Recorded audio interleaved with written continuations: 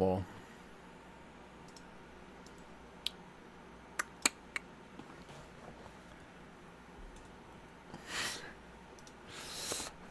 Hello, hello, hello, everyone.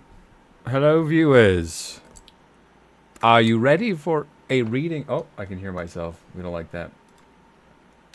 Are you ready for a reading of Lord of the Rings? We are on chapter 4 of the third book. That is about halfway through the entire series. Chapter If anyone is there live, good luck. Wait. Okay, we're good. I just saw a buffering symbol on the stream on my second monitor, so I was worried it wasn't working. But we're good. So we're gonna begin. Chapter 4, Treebeard. We got Treebeard coming, everyone. We got Treebeard coming. Meanwhile, deeper and deeper into Fangorn. Slowly their fear of the orcs died away, and their pace slackened. A queer, stifling feeling came over them, as if the air were too thin or too scanty for breathing. I just had a thought. I would like to, I just had a thought, sorry, I would like to post on my Discord. I have a Discord. That's right. That I'm streaming, which I feel like I should be doing that all the time, and I just thought of it. So we're gonna do that real fast before we continue reading. Sorry guys who are watching from home.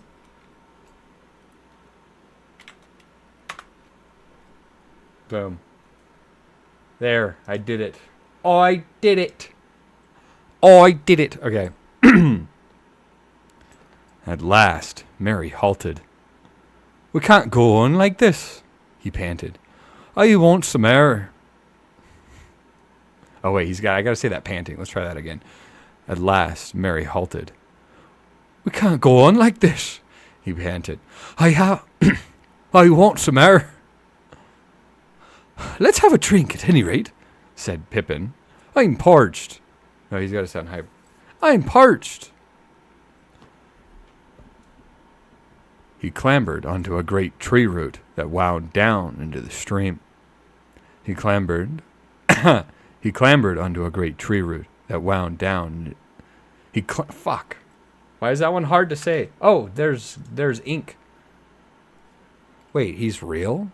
Oh my god. Sorry, let's try that again.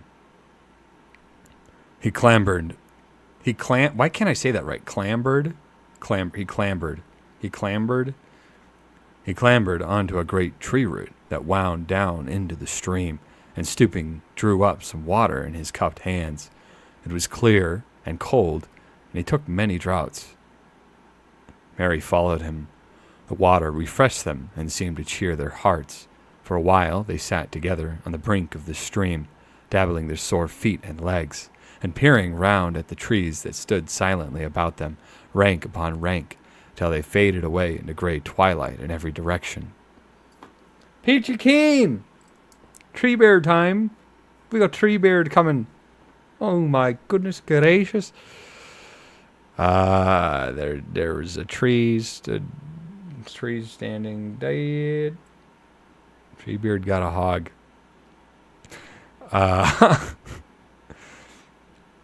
He probably does, I bet. Probably does. Giant tree wiener. Sorry. Again. I suppose you haven't lost us already?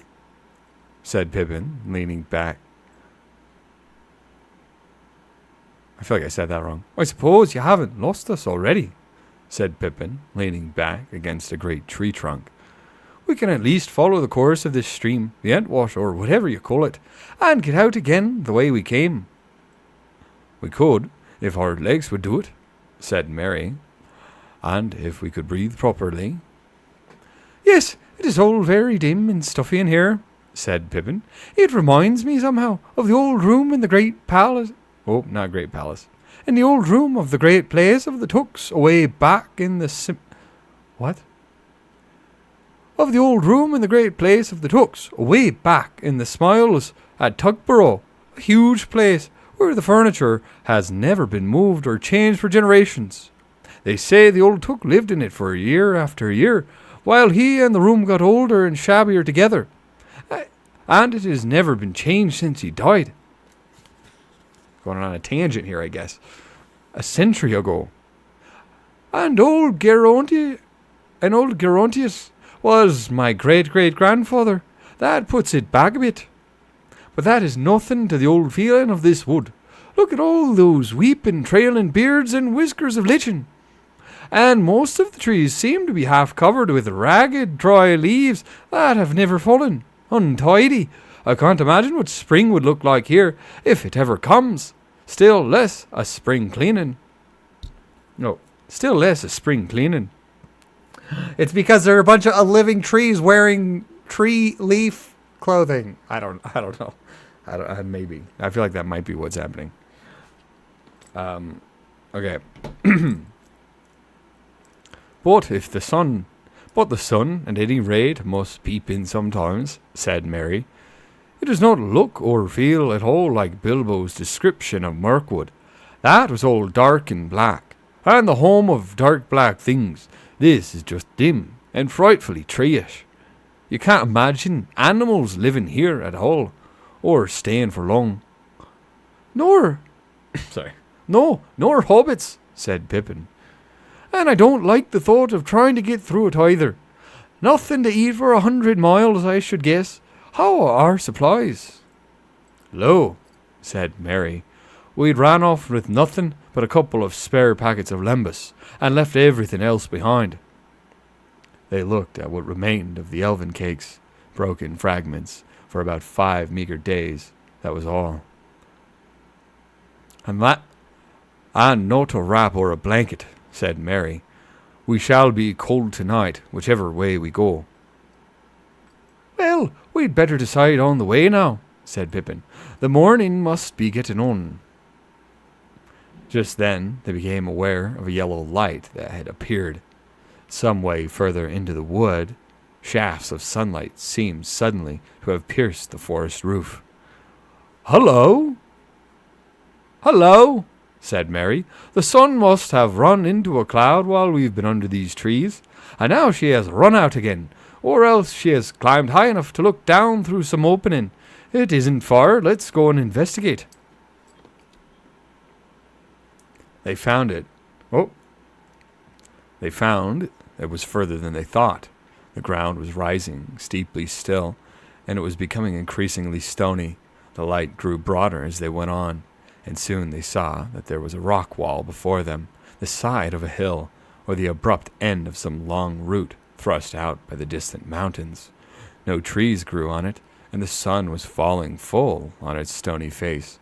The twigs of the trees at its foot were stretched out stiff and still, as if reaching out to warmth. Where all had looked so shabby and grey before, the wood now gleamed with rich browns, and with the smooth black greys of bark like polished leather.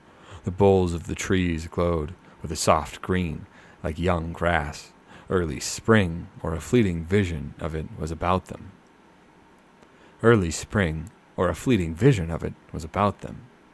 In the face of the stony wall there was something like a stair, natural, perhaps, and made by the withering and splitting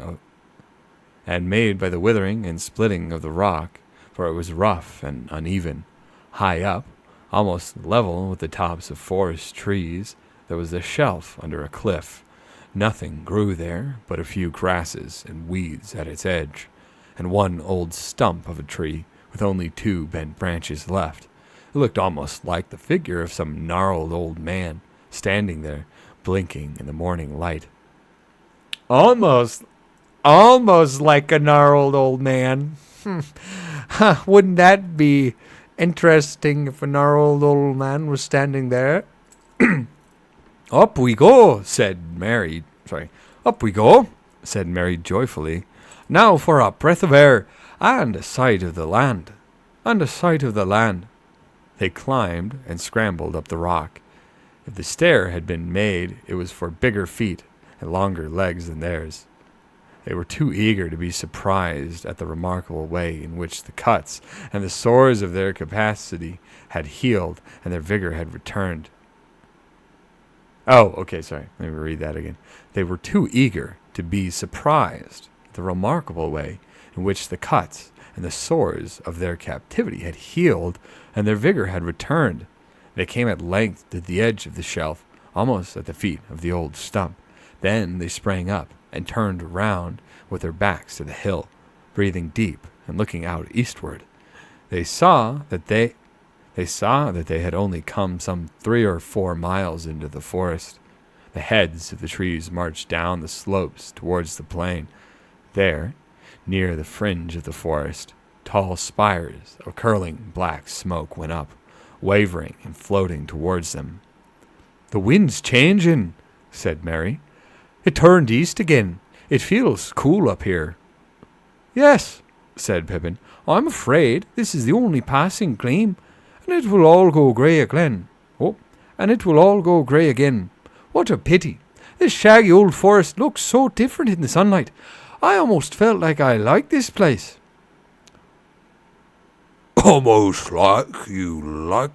Fuck. I'm improvising. Okay. Wait, how do I want to do Treebeard? I'm guessing this is Treebeard. Almost felt like you like the forest. That is good.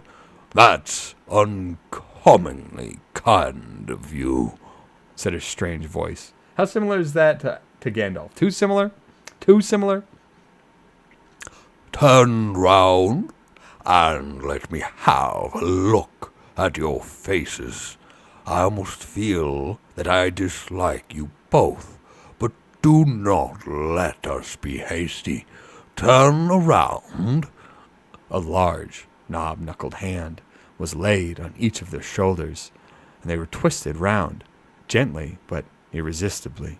Then 2 great arms lifted them up. They found that they were looking at a most extraordinary face. It belonged to a large man-like, almost troll-like figure, at least 14 foot. What? 14 foot high? That's how he wrote it. That's how I'm going to say it. At least 14 foot high, very sturdy, with a tall head and hardly any neck. Whether it was clad in stuff like green and gray bark, or whether that was its hide, was difficult to say. At any rate, the arms, at a short distance from the trunk. At any rate, the arms, at a short distance from the trunk, were not wrinkled, but covered with a brown, smooth skin. The large feet had 7 toes each. The lower part of the long face was covered with a sweeping gray beard, bushy, almost twiggly at the roots, thin and mossy at the ends. But at the moment, the hobbits noted little but the eyes. Those deep eyes were now surveying them, slow and solemn, but very penetrating. They were brown, shot with a green light. Often, afterwards, Pippin tried to describe his first impression of them.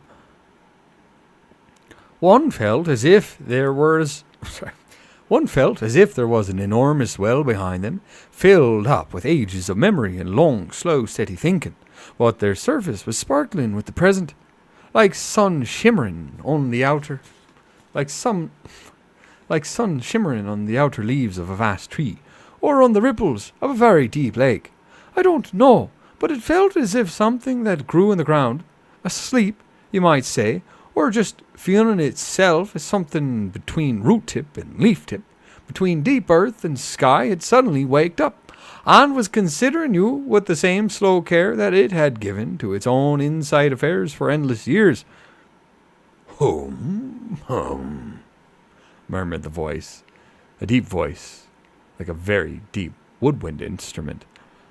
Very odd indeed. Do not be hasty. That is my motto. What if I had seen you before I heard your voices, I liked them. Nice little voices. They reminded me of something I cannot remember.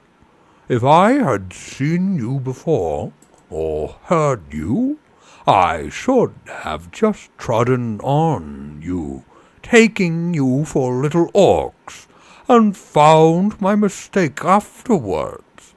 Very odd you are indeed, root and twig, very odd.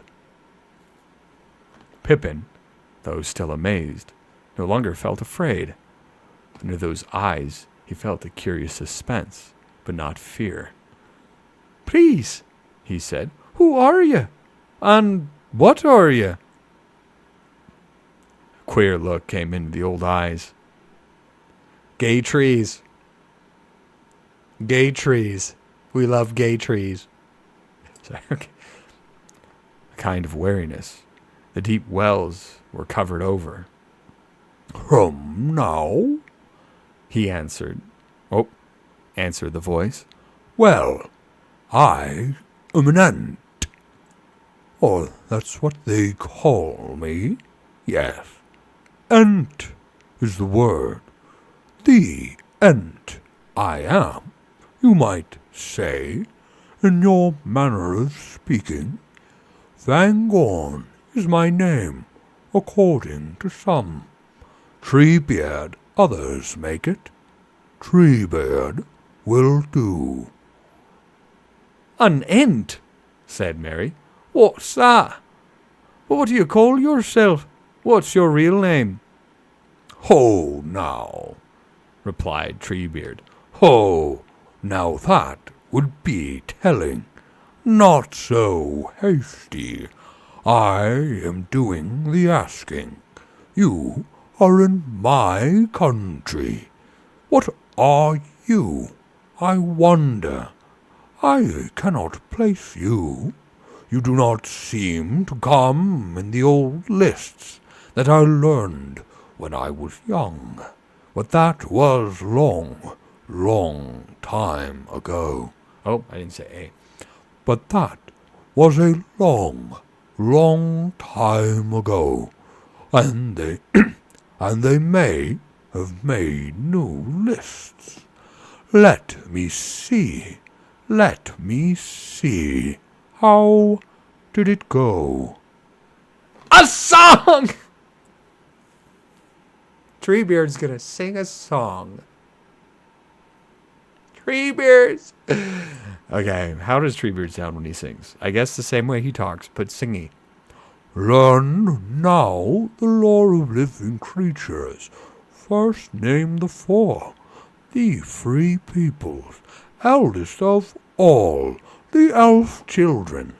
The elf children, dwarf, the delver, dark are his houses, Ent, the earthborn, old as the mountains, man, the mortal, master of horses.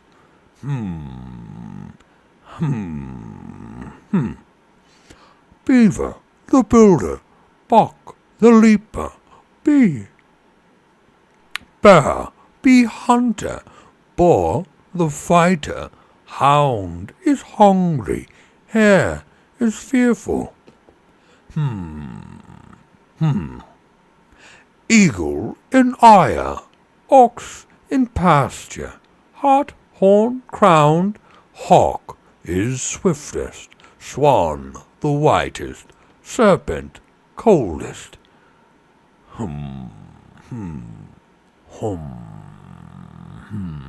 How did it go? Room tum, room tum, room tum tum. It was a long list, but anyway, you do not seem to fit in anywhere. We always seem to have got left out of the old lists and the old stories, said Mary. We've been about for quite a long time. We're hobbits. Why not make a new line? Said Pippin. Half-grown hobbits, the hole dwellers. Half-grown hobbits, the hole dwellers. Put us in amongst the four, next to the man, the big people. and you've got it. Not bad, not bad, said Treebeard. That would do. So you live in holes, eh? It sounds very right and proper. Who calls you hobbits, though? That does not sound elvish to me. Elves made all the old words. They began it. Nobody else calls us hobbits but ourselves. Nobody else calls us hobbits. We call ourselves that, said Pippin. Who? Come now. Not so hasty. You call yourselves hobbits, but you should not go telling just anybody. You'll be letting out your own right names if you're not careful. We aren't careful about that, said Merry. As a matter of fact, I'm a Brandybuck, Marriott Brandybuck, though most people call me just Mary. And I'm Took, Peregrine Took, but I'm generally called Pippin, or even Pip. But you are hasty folk, I see, said Treebeard. I am honored by your confidence, but you should not be too free all at once. There are ends and ends, you know. Or there are ends and things that look like ends, but ain't, as you might say. I'll call you Merry and Pippin, if you please. Nice names. Oh, God. Ooh. For I am not going to tell you my name, not yet, at any rate. A queer, half-knowing, half-humorous look came with a green flicker into his eyes. For one thing, it would take a long while. My name is growing all the time, and I've lived a very long time, so my name is like a story. Real names tell you the story of the things they belong to in my language. In the old Entish, as you might say. It is a lovely language, but it takes a very long time to say anything in it, because we do not say anything in it unless it is worth taking a long time to say and to listen to.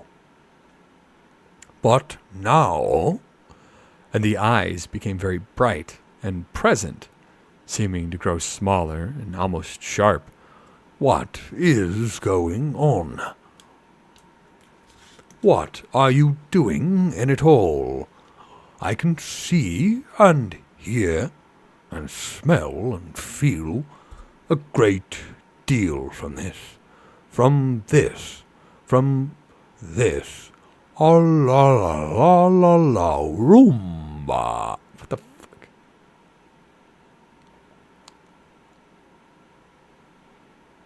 Oh la la la. Ah la la la la. Roomba. Commander Lin or Urume. What the fuck? I guess that must be his language. Excuse me, that is a part of my name for it. I do not know what the word is in the I do not know what the word is in the outside languages. You know, the thing we are on, where I stand and look out on fine mornings and think about the sun and the grass beyond the wood and the horses, and the clouds, and the unfolding of the world. What is going on? What is Gandalf up to? And these Budarum, He made a deep and these Budarum. He made a deep rumbling noise, like a distant chord. No, he made a deep rumbling noise, like a discord on a great organ. These orcs and young Saruman down at Isengard. I like news, but not too quick now.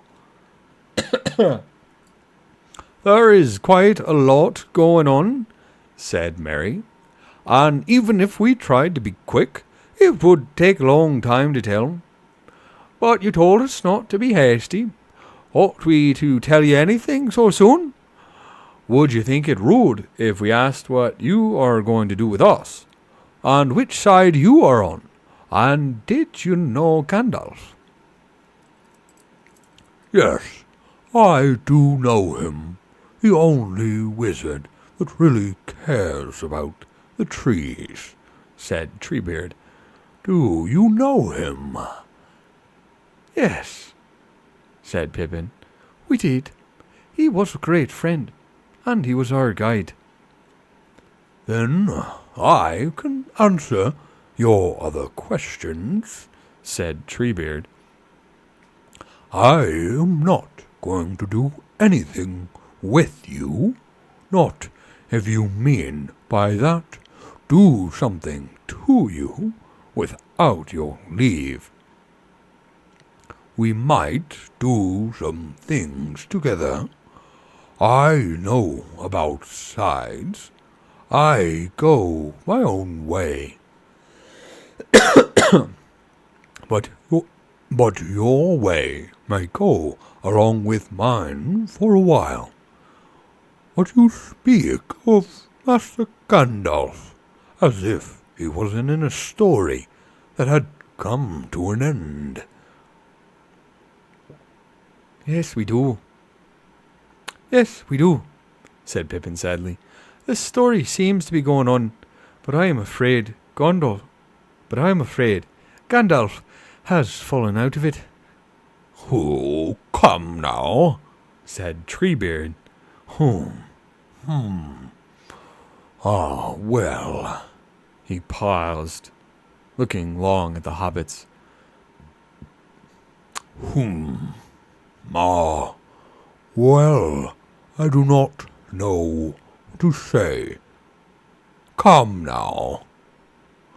If you would like to hear more, said Mary, we will tell you, but it'll take some time. Wouldn't you like to put us down? Couldn't we sit here together in the sun while it lasts? You must be getting tired of holding us up. Tired? No, I am not tired, but I do not easily get tired, and I do not sit down. I am not very bendable. But there, the sun is going in. Let us leave this. What did you say? What you call it? I dropped my thing. I dropped my thing. Sorry, guys. Sorry about that. Put it back. We're good.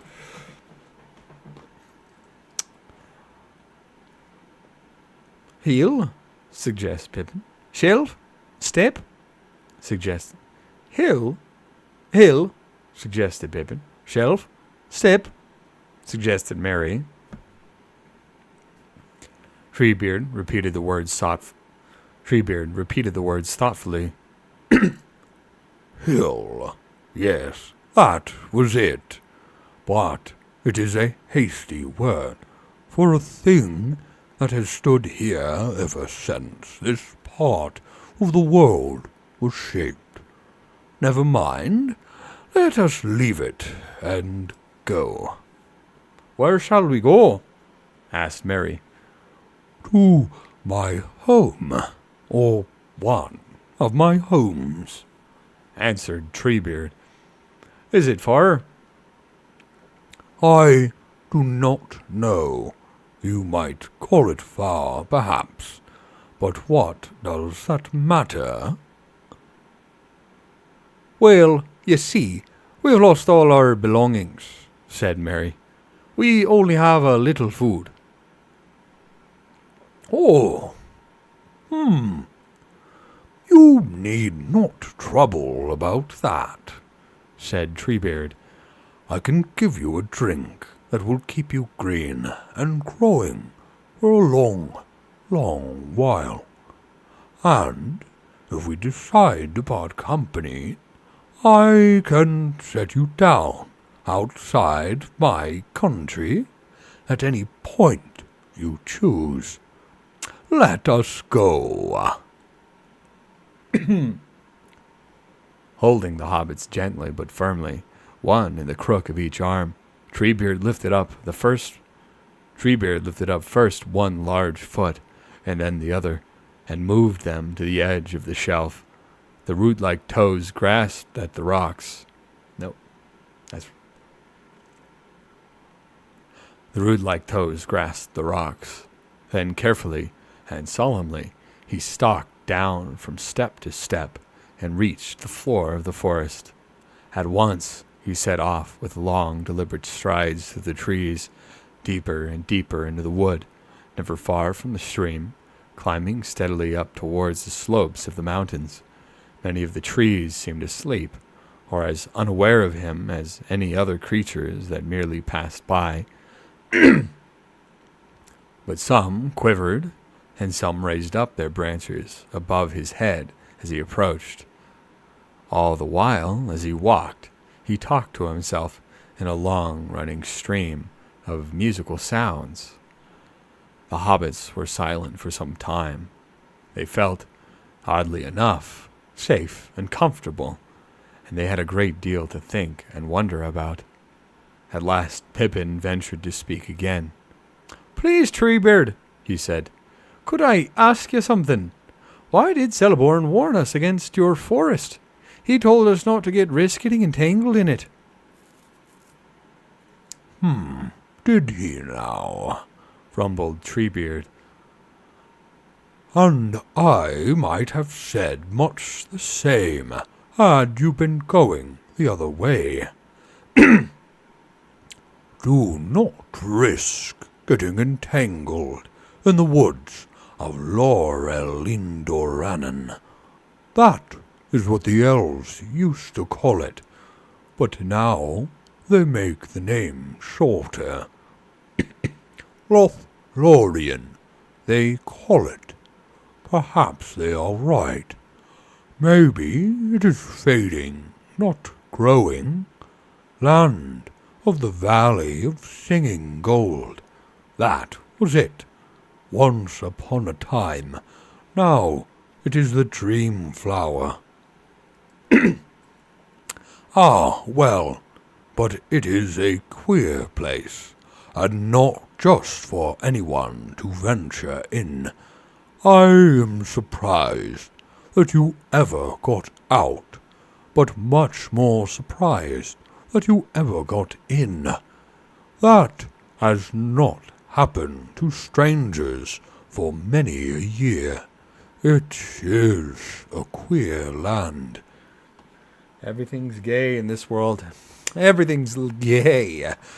I'm just kidding. And so is this. Folk have come to grieve here. Aye, they have to grief. Laurel Lindolinan, Lindel Orndor, Malin Nornelion, Ornemalin. He hummed to himself. Humming? How do you say words when you're humming? That doesn't make sense. Whatever. Again. They are falling rather behind the world in there, I guess, he said.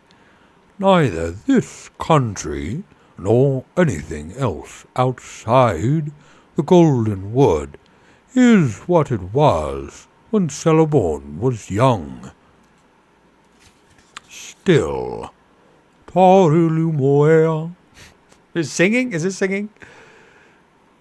Torelilumea, Tombel nona, Tombel torea, Lomea nor. That is what they used to say. Things have changed, but it is still true in places. What do you mean? Said Pippin. What is true? The trees and the ants, Said Treebeard. I do not understand all that goes on myself, so I cannot explain it to you. Some of us are still true ants, and live and lively enough in our fashion, but many are growing sleepy, growing tree-ish, as you might say. Most of the trees are just trees, of course, but many are half awake. Some are quite wide awake, and a few, well, are getting entish. That is going on all the time. When that happens to a tree, you find that some have bad hearts. Nothing to do with their wood. I do not mean that. Why, I knew some good old willows down the Entwash, gone long ago, alas. They were quite hollow. Indeed, they were falling all to pieces, but quiet and sweet-spoken as a young leaf. And then there are some trees in the valleys under the mountains, sound as a bell, but bad right through. That sort of thing seems to spread. There used to be some very dangerous parts in this country. There are still some very black patches. Like the old forest away to the north, do you mean? Asked Mary. Aye, aye. What? Wait, I. What? Wait, sorry. Aye, aye. Something like, but much worse. I do not doubt there is some great shadow. Oh, no.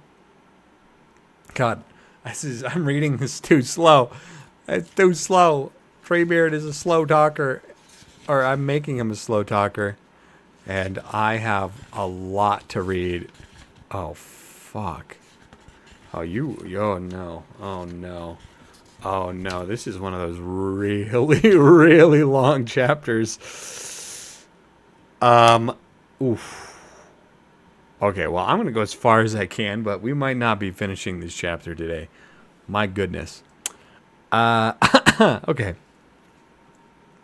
I do not doubt there is some shadow of the dark, of the great darkness, lying there, still away north, and bad memories are handed down. But there are hollow dales in this land where the darkness has never been lifted, and the trees are older than I. Still, we do what we can. We keep off strangers, and the foolhardy, and we train, and we teach, we walk, and we weed. We are tree herds. We are old ends. Few of us are left now. Sheep get like shepherd, and shepherds like sheep. It is said, but slowly, and neither have long in the world. It is quicker and closer with trees and ants, and they walk down the ages together, for ants are more like elves, less interested in themselves than men are, and better at getting inside other things. Yet again, ants are more like men, more changeable than elves are, and quicker at taking the color of the outside, you might say, or better than both, for they are steadier and keep their minds on things longer. So full of themselves. Thank you, Smash. What a voice! I know. I'm really going for it with this one. It's going to take a long time to get through this chapter. It's going to be 2 episodes. It's going to be a 2 streams probably situation. I got like 20 more pages and I'm already 40 minutes in. I feel like I think I've read like less than 10 pages. Okay. Some of my kin look just like trees now, and need something great to rouse them, and they speak only in whispers. But some of my trees are limb-lithe, and many can talk to me. Elves began it, of course, walking trees up, and teaching them to speak, and learning their tree talk. They always wished to talk to everything, the old elves did, but then the great darkness came, and they passed away over the sea, or fled into the far valleys, and hid themselves, and made songs about days that would never come again, never again. Aye, there was all one wood once upon a time, here to the mountains of Loon, and this was just the east end. Those were the broad days. Time was when I could walk and sing all day, and hear no more than the echo of my own voice in the hollow hills. The woods were like the woods of LotR, only thicker, younger, stronger. And the smell of the air. I used to spend a week just breathing. Another million page chapter? Yeah. And it's Treebeard's voice, which I have made very slow. And I think it's good and it's fitting, but it is slow. It is slow. Treebeard fell silent, striding along, and yet making hardly a sound with his great feet. Then he began to hum again, and passed into a murmuring chant. Gradually, the hobbits became aware that he was chanting to them. Another song. But he's chanting, so it's not a full song. In the willow meads of Tassarinan I walked in the spring. Ah, the sight and the smell of the spring in Tassarion. And I said that was good. What's the fucking cadence of this? I don't know. And I said that was good. I added in a word. I wandered in summer in the elmwoods of Osirian. Ah, the light and the music in the summer by the 7 rivers of Ossia. Now he's talking too fast. Fuck. This is why these songs come up, and I'm just like, I don't know what is supposed, like, because there's a lot of things in a song that cannot be represented by words. You know, like there's like notes, and there's like there's notes, and then there's like beats. You know, and it's like there's so much that can't be represented by words on a page, and it's like I see a bunch of words, and I'm just like, ah. Ah, the light and the music in the summer by the 7 rivers of Ossia, and I thought that was best. To the beaches of Neldoreth I came in the autumn. Ah, the gold and the red and the sighing of leaves in the autumn in Taurna Neldor. It was more than my desire to the pine trees upon the highland of Dorthonion, of Dorthonion I climbed in the winter. Ah, the winds and the whiteness and the black branches of winter upon Oridnothon. My voice went up and sang in the sky, and now all those lands lie under the wave.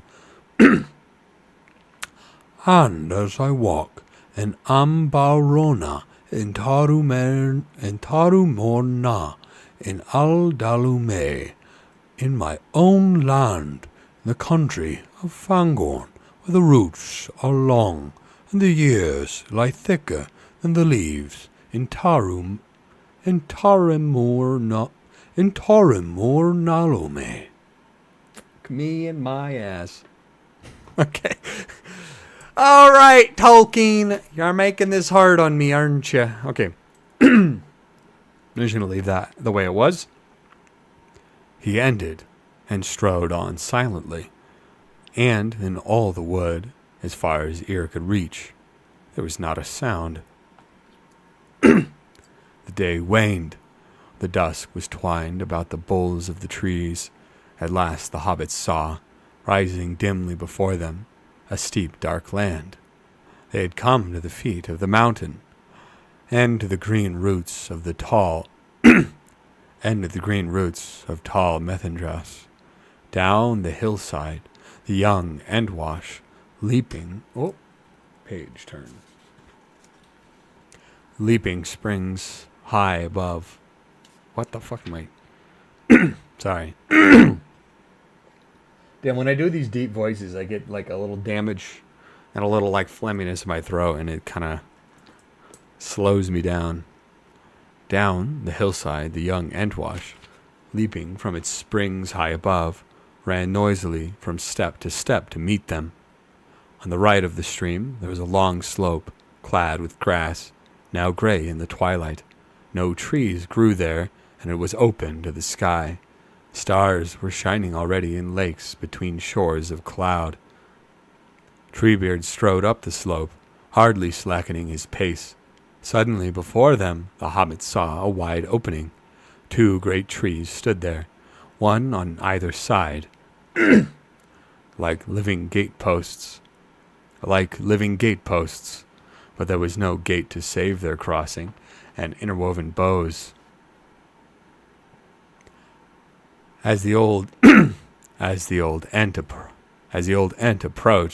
the trees lifted up their branches, and all their leaves quivered and rustled, for they were evergreen trees, and their leaves were dark and polished, and gleamed in the twilight.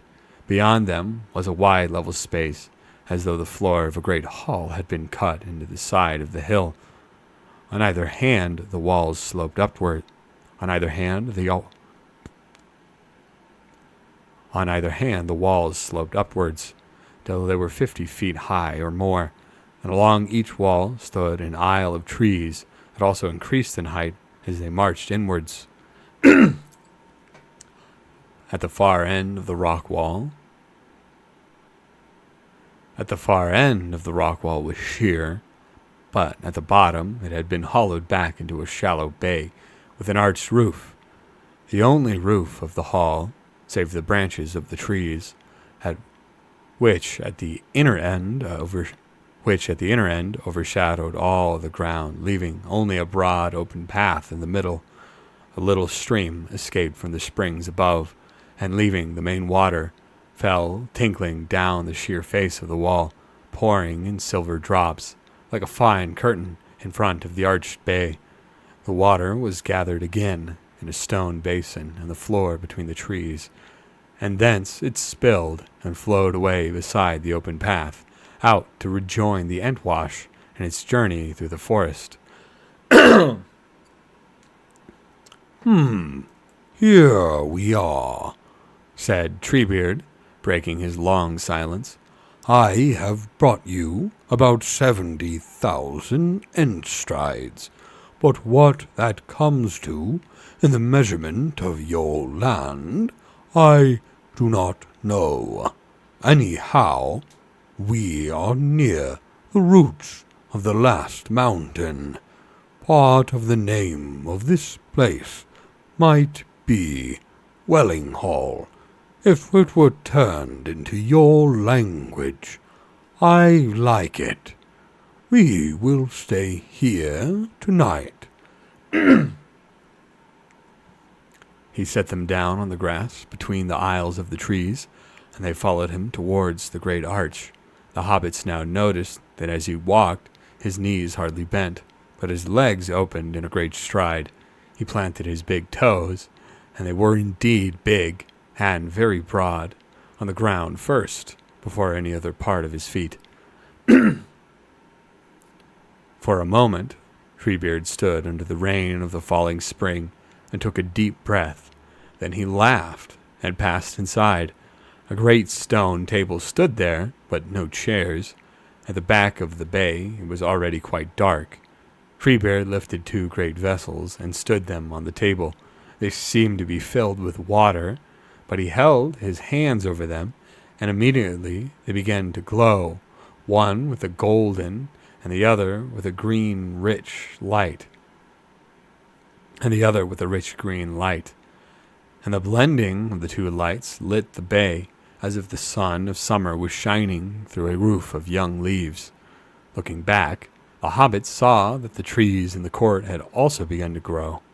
The hobbits saw that the trees in the court had also begun to glow, faintly at first, but steadily quickening till every leaf was edged with light, some green, some gold, some red as copper, while the tree trunks looked like pillars molded out of luminous stone. Oh, how are y'all doing? I'm getting hot. Treebeard is too hot. I don't know. Well, now we can talk again, said Treebeard. You are thirsty, I expect. Perhaps you are also tired. Drink this. He went to the back of the bay, and then they saw that several tall stone jars stood there with heavy lids. He removed one of the lids and dipped in a great ladle, and with it filled 3 bowls, one very large bowl and 2 smaller ones. This is an end house, he said. There are no seats, I fear, but you may sit on the table. Picking up the hobbits, he set them on the great stone slab, 6 feet above the ground.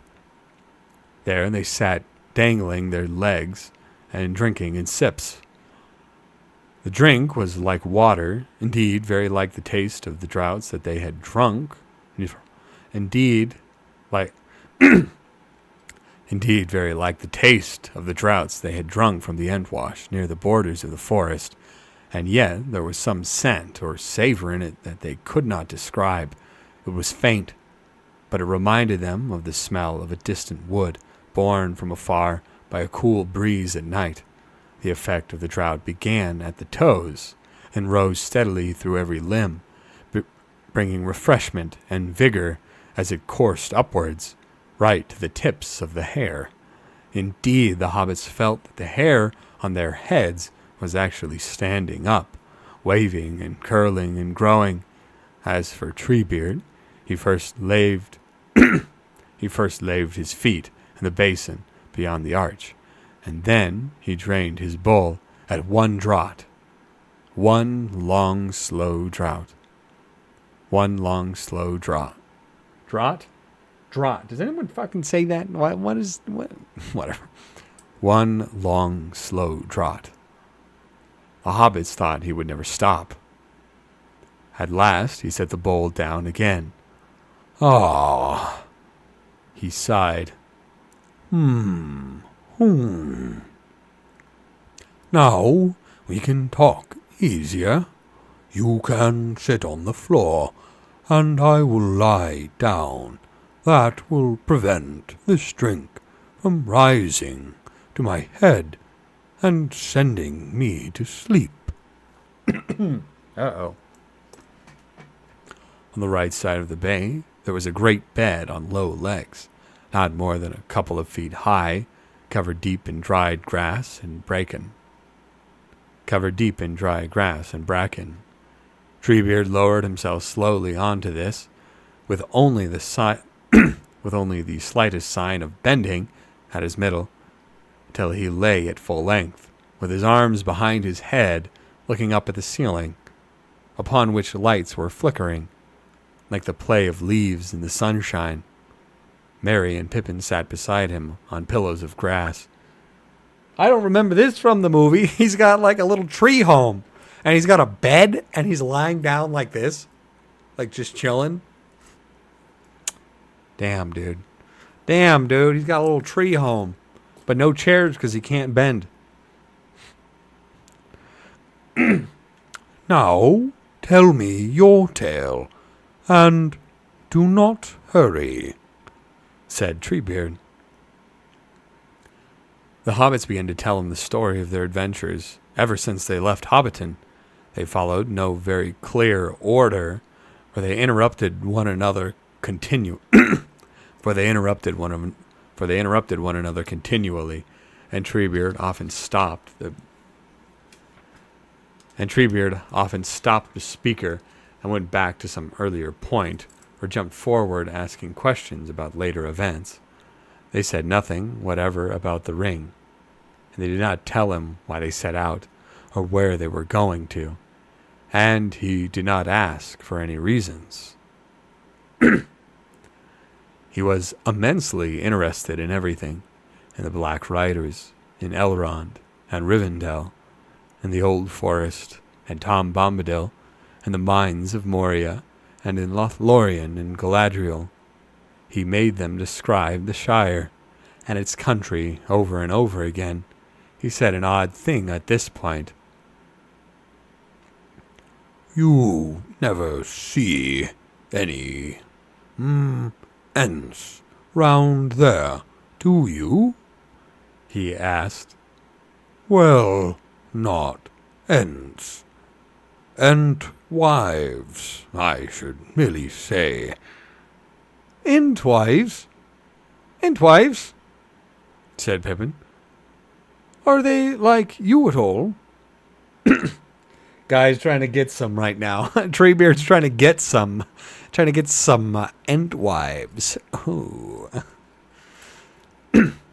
Yes. Well, no. I do not really know now, said Treebeard thoughtfully.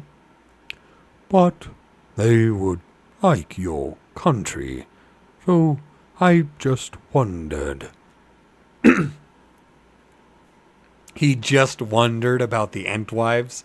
Yeah, Treebeard. Yeah, whatever you say, Treebeard. Jeez, bro. Keep it in your pants. Okay.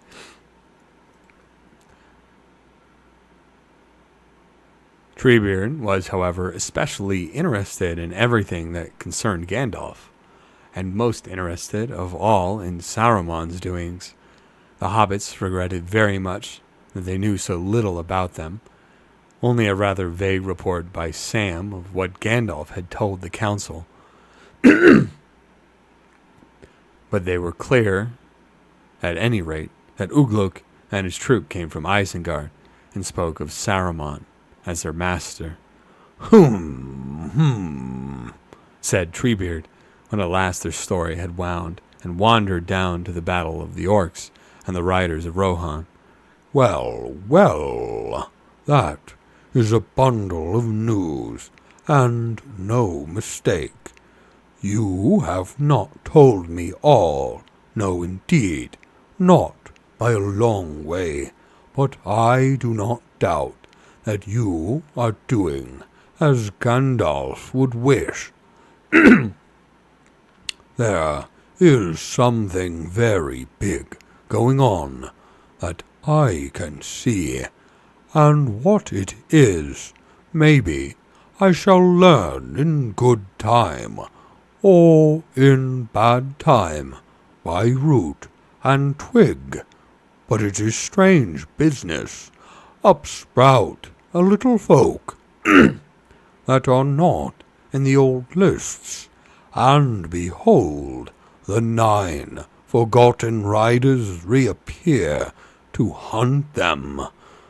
And Gandalf takes them on a great journey, and Galadriel harbors them in Caras-Galadon, and orcs pursue them down all the leagues of Wilderland. Indeed, they seem to be caught up in a great storm. I hope they weather it.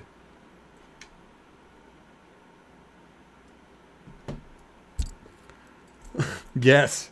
Wait. Yeah, I don't know if you're in there, Natalie. I don't respond to text because I want to focus, but where was I? Let's see. And what about yourself? Asked Mary. I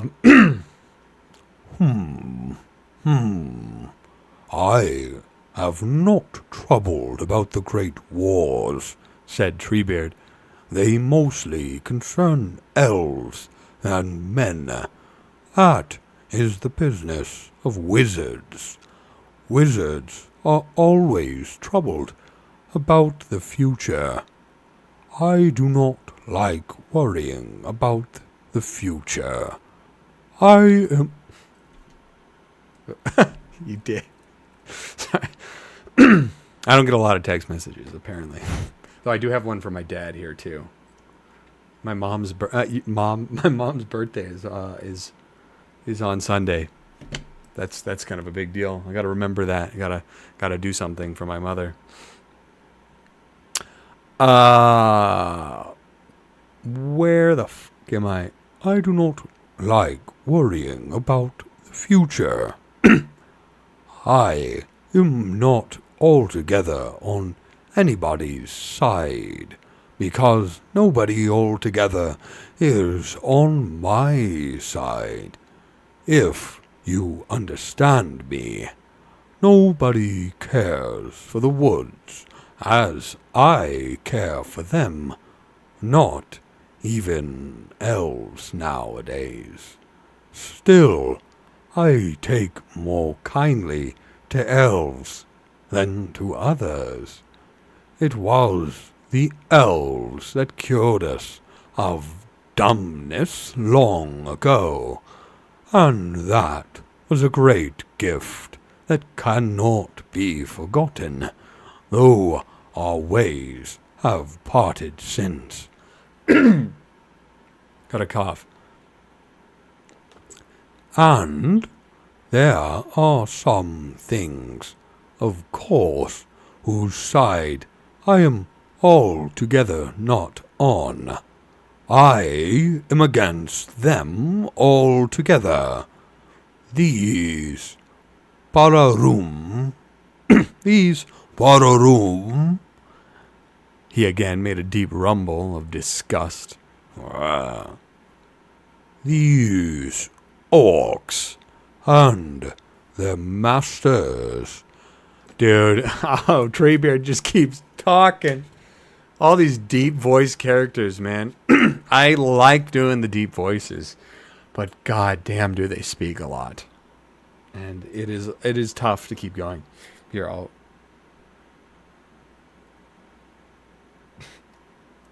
Okay, I'll get back to you later, Natalie. Okay.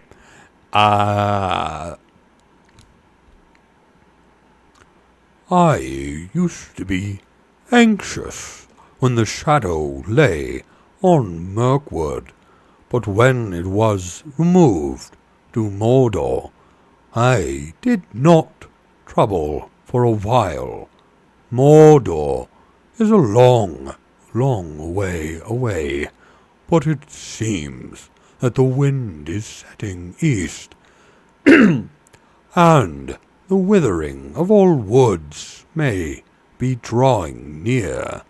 There is naught that an old ent can do to hold back the storm. He must weather it or crack. But Saruman now, Saruman is a neighbor. I cannot overlook him. I must do something, I suppose. I have often wondered lately what I should do about Saruman. Who is Saruman? Asked Pippin. Do you know anything about his history? Saruman is a wizard, answered Treebeard. More than that I cannot say. I do not know the history of wizards. They appeared first after the great ship. After the great ships came over the sea. What if they came with the ships?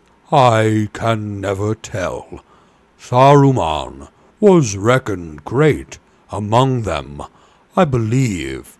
He gave up wandering about and minding the affairs of men and elves some time ago. You would call it a very long time ago, and he settled down at Angranost, or Isengard, as the men of Rohan call it. He was very quiet to begin with, but his fame began to grow. He had chosen to be the head of the White Council, they say, but that did not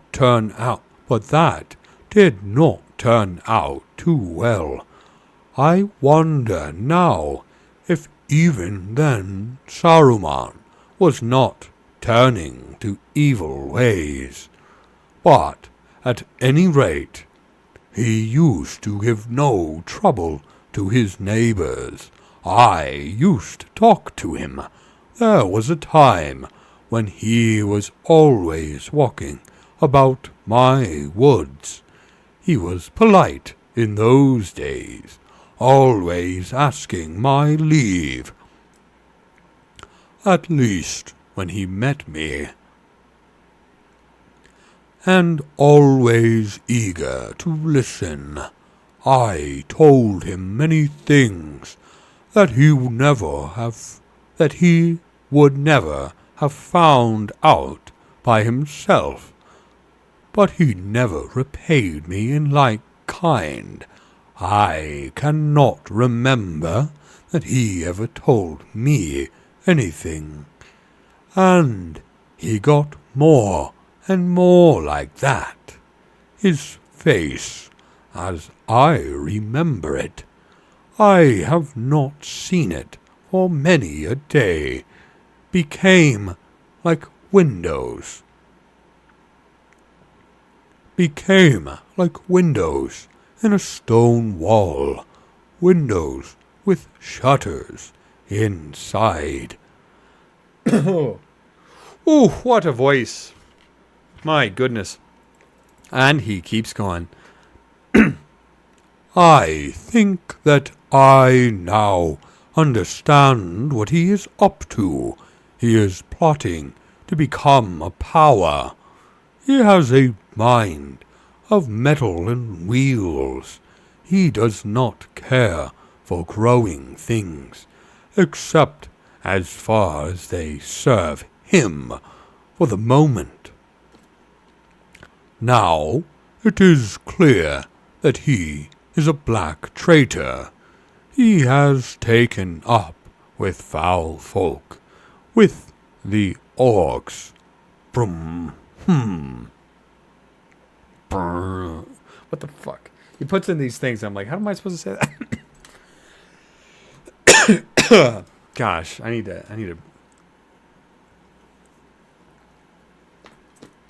Damn, dude, I do need that honey. My sister recommended the tea with honey. If I'm gonna be reading Treebeard, I'll probably stop halfway through this chapter and then come back next week with tea and honey and see if I can survive the rest of this, because this is the hardest one for the orcs. Gandalf, pretty difficult. This, woo.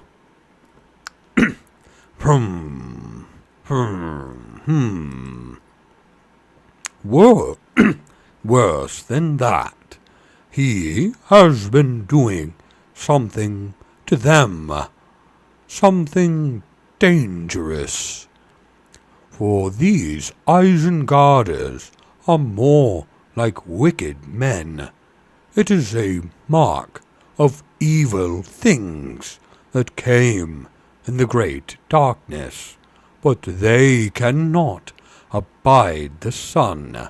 But Saruman's orcs can endure it, even if they hate it.